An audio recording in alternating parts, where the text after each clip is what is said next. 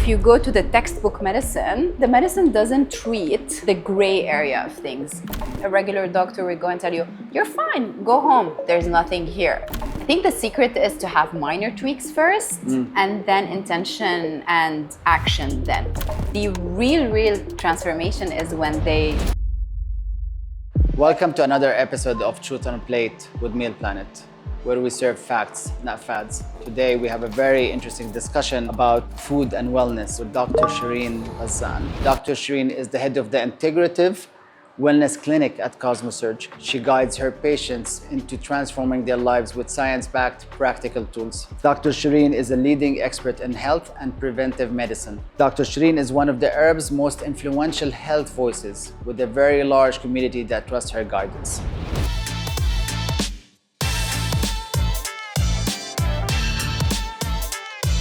Dr. Cherine, thank you for coming. Today we're gonna talk about the wellness journey. It's a very common topic. We take it lightly, we take it seriously. We don't really get to the bottom of it. Let us start with the big question. What are the main traits of your typical patients and what they actually look for?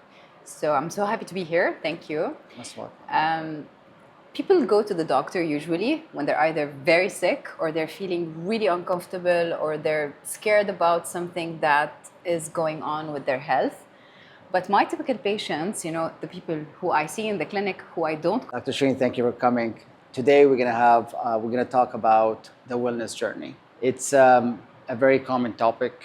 We take it lightly, we take it seriously. We don't really get to the bottom of it. Let us start with the big question. What are the main traits of your typical patients and what they actually look for? So I'm so happy to be here. Thank you. That's what. People go to the doctor usually when they're either very sick or they're feeling really uncomfortable or they're scared about something that is going on with their health. But my typical patients, the people who I see in the clinic, who I don't call patients actually, who I call, clients or individuals, are not really sick. They are healthy on the outside, so they're looking well on the outside. They don't have any disease. But on the inside, they necessarily don't feel excellent, or they don't feel like, they have enough energy to take their day. They're struggling with these minor symptoms that are so bothersome that it really affects their quality of life. Things like bloating, like patterns of craving, like poor sleep.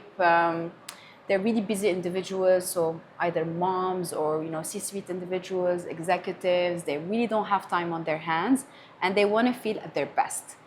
So they're not sick enough to go to the hospital, but they don't feel really good. And if you go to the textbook medicine, the medicine doesn't treat the gray area of things.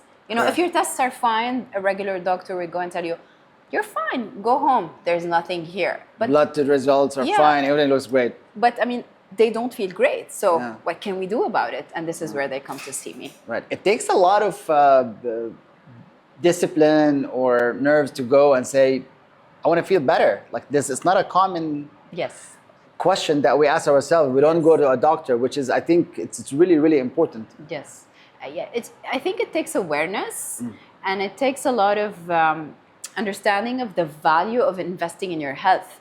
That's actually very interesting because right before we started the shoot, I asked you, how can you help me? Yeah. And what did you ask me? The first 3 questions, I said, do you sleep? Yeah. Right? So I don't sleep well, busy lifestyle, my mind is always working. But I never thought I want to go and see a doctor. Yes. So what are the main things that your patients come to you, they're struggling with? Yes. So sleep issues, as I said, these migrating pains, I don't feel well, I'm bloated, but the real transformation is when they put the discipline in and when they really change the equation of their lifestyle. Correct. And of course, when we run the specific blood tests and we discover what are the actual practical, easy tools that we can adopt to their lifestyle that it's not going to feel so heavy that they do it. And it's going to just, slip into their daily lifestyle, right, naturally. But at the end of the day, they're going to feel wonderful about it. Listen, this is very good. So I come to you, let's take an example. I come to you and I say, I don't have that energy. I'm Yeah. not sleeping well. What are like the top 5 questions you ask me, or what are the five things that you actually do to see why I don't have the energy and why I'm not sleeping well? First, what's on your plate? How are you eating? Interesting. Right? Yeah. And if you're eating well, when are you eating? What are the window eating times? Like, how much protein are you taking, et cetera, et cetera. Like, so many questions about food, right? And then, how's your sleep? And it's not just, are you sleeping well, but how's the quality of your sleep? And then we dig deep into that. And then, are you moving throughout the week? And it doesn't have to really be hitting the gym or, lifting the weights, but are you moving? Like, are you active? And are you stressed? And what does stress represent to you? Are you coping well with that stress? Because a lot of very successful individuals have a lot of stress, but they cope really well with it. And so it doesn't impact their genome, or it doesn't translate with time into any disorder or disease, in their life. And there's always digging deep into more of an emotional state. So it's not just the stress. I would say we really go deep to find out what are the unconscious patterns and behavior that are stopping you from living the full potential that you dream of. Gotcha. Now when you're talking, I believe like everything that you mentioned, all 5 points are correlated. Yeah. So you might not necessarily have 1 point weak, but the other 2 are impacting you. Like I believe I deal with stress, or I cope with stress very nicely. It doesn't get into me. Yes. But maybe in my subconscious, based on what's on my plate and my sleep, then it just gets interrupted, I believe. Khalid, you'll be surprised. What's on your plate is a direct reflection of how your unconscious mind is actually sabotaging you. Wow. Do you promise me we have another episode just to talk about this? Yes. Okay, let's do that. So when you get on track with your wellness journey, how we should feel, or what do we feel? It's amazing. You would feel instant shift in energy. So instant in how long? Like few weeks. Oh, wow. Like 3 weeks, you would really go from someone who wakes up in the morning, it's a bit sluggish, takes some time to kick off their day, or you wake up energetic, but that energy doesn't last you up until the afternoon. Like in the afternoon, maybe when you have lunch, you crash after it, or you really dive for coffee. That is not normal. Having lunch and then feeling so tired after lunch is not normal. Normal is having enough energy to go throughout your day up until you hit your bedtime and go to that downtime and then go to sleep easily, I would say. Does it take a lot of discipline to get to that wellness journey, or is minor tweaks here and there that will make the huge difference? I think the secret is to have minor tweaks first, and then intention and action then. So discipline is a very heavy word energetically to use. We have an issue with that word. So I'm very careful with like the words that I use even, in consultations. So it's intention. Do you really want to shift where you are today in point A? And where do you want to get in point B? And the kind of the ingredients that go into that is first intention. So I really want to do this. And then the action that you take. So your behaviors. Right.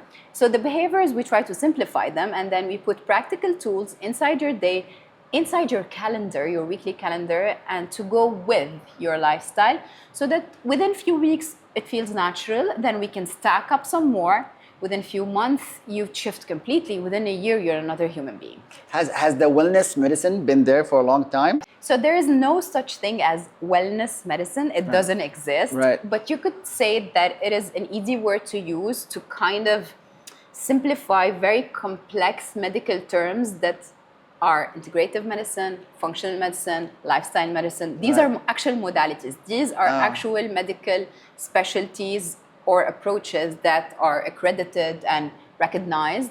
But when we say wellness, it's like, the umbrella that really takes into consideration all that is conventional plus integrative, functional, longevity, lifestyle, and all of that. Very interesting. Like it reminds me of when I start working out, I don't have the energy and stuff. And once I start working out, I take baby steps into working out, I feel better. So it seems like to me, wellness, like again, the minor tweaks you do in your lifestyle, you feel better, so you get motivated too. And then at the end, you're disciplined and you have a lifestyle with a mindset that you feel better. And it's sustainable and easy. which is like, I think, the dream of every busy I agree. individual like you. I agree. I Right? agree. And if I felt better, I didn't think, and it's part of my lifestyle, it's not forced that I have to get Yes. out of my way, then I think, Dr. Cherine, this has been really, really interesting. Yeah, We're going to do another episode on the food, what's on your plate, and we'll do a deep dive how that impacts your wellness journey. Thank you so much. Thank you. Did you enjoy this conversation? Follow us on YouTube, Instagram, and TikTok for more.